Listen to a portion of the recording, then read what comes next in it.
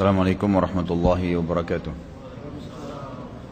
Alhamdulillah, nahmaduhu hamda hamidin wa nashkuru syukra syakirin wa nusallimu ala abdihi wa rasulihi wa habibihi Muhammad kama sallallahu wa malaikati alaih.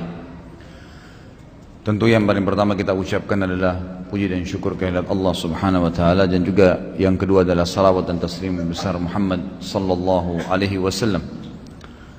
Melanjutkan tema dosa-dosa besar, dan kita masuk malam ini ke dosa besar 73, masalah berjudi. Seperti biasa saya akan jelaskan dulu tentang definisi judi.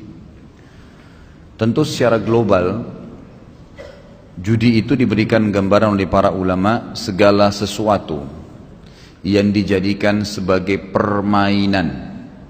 Segala sesuatu yang dijadikan sebagai permainan dengan mempertaruhkan harta ataupun jiwa.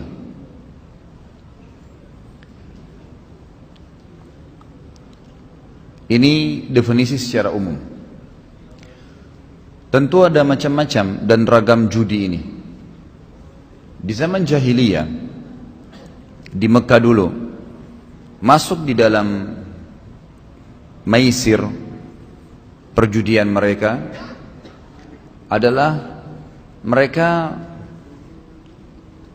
membiarkan antara dua unta saling bertanding, dijadikan sebagai permainan antara unta A milik A dan milik B, dipertandingkan. Pada saat unta yang A menang, maka unta si B menjadi milik si A. Ini contoh perjudian di zaman jahiliyah yang pertama. Dan ini hukumnya haram, tidak boleh, karena dia menjadikan permainan tadi dengan mempertaruhkan harta yang dia miliki atau jiwa. Jadi kalau dalam Islam seseorang tanding balap mobil misalnya, balap motor, kemudian panitia menyiapkan hadiah sendiri, tidak merugikan salah satu dari dua pihak yang sedang bertanding, itu lain, bukan judi. Disiapkan piala kah, disiapkan ini kah, orang lumba Al-Quran, siapa yang menang dapat beasiswa begini, nggak ada masalah itu bukan judi. Tapi masuk judi di sini adalah kalau dipertaruhkan antara dua tadi, seperti unta dengan unta, yang menang mengambil hak yang kalah. Ini nggak boleh.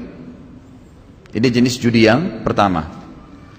Jenis judi yang kedua adalah mempertandingkan antara dua budak. Ini zaman jahiliyah ya. Dua budak, si A punya budak manusia, si B punya budak, disuruh berantem, suruh gulat. Kemudian nanti kalau menang budaknya si A mengalahkan budak si B, maka secara otomatis ya budak si B diambil alih. Hampir sama dengan pertama, cuman di sini bedanya yang awal hewan, yang ini manusia. Kenapa dibedakan oleh para ulama? Karena dasarnya budak bisa diperjualbelikan, ya kan gitu. Jadi di sini jelas manusia. Manusia kalau umum tidak boleh perjualbelikan.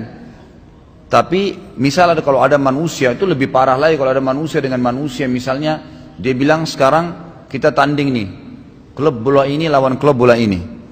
Kalau saya kalah, istri saya kamu ambil. Itu parah. Orang bebas dengan bebas, itu bukan cuma judi. Ya, itu sudah masuk dalam kategori banyak sekali dosa besar, kezaliman, perzinahan terbuka, dan beragam macam dosa masuk dalam, termasuk bagian daripada perjudian sendiri. Tapi di sini budak memang biasanya dibuat begitu, disuruh bergulat misalnya, atau disuruh ya melakukan sesuatu yang diinginkan, diperebutkan oleh dua tuan, kemudian yang kalah akan ya mengambil budak, yang menang akan mengambil budak orang yang kalah.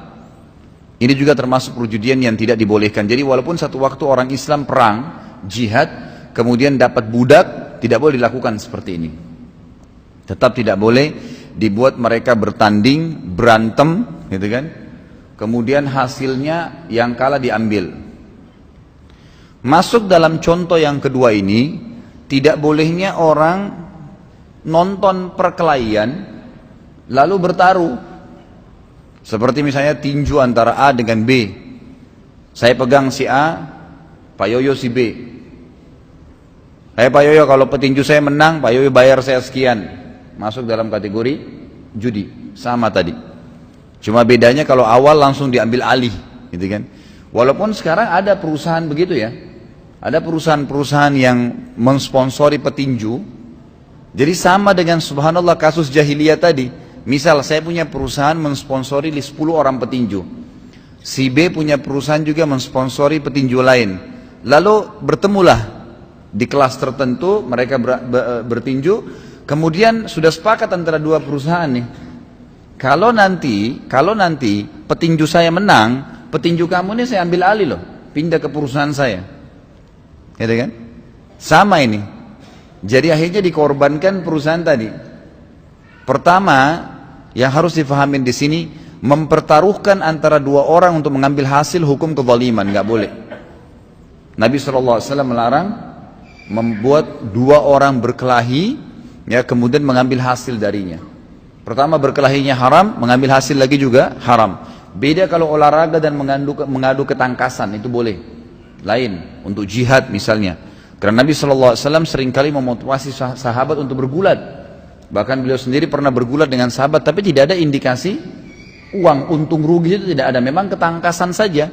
Kita lagi latihan bela diri, kemudian pelatihnya bilang, ayo sekarang kita mau latih nih, terakhir, coba duel.